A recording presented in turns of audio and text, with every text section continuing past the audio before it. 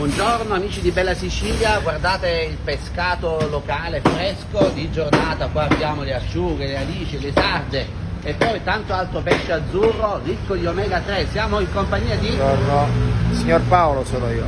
Signor Paolo, allora, già è tardi, quindi buona parte del pesce è stato venduto. Certo, il pesce si vende la mattina presto. Ma qual è il pesce di stagione, in particolare il pesce povero? Mese di settembre il pesce ricco di... sono le acciughe, però che sono belle grosse, sono meravigliose, la lampuga, il capone, questo qua, sono pesci poveri ma ricchi di omega 3, gli sgombri, sono anche dei bei pesci, questi qua fanno bene e che però oggi come oggi dico, non tanto si conoscono. Questo è proprio un ottimo pesce, questo è un aluzzo, famiglia del barracuda, questo è un pesce azzurro che fa buonissimo ed è buonissimo.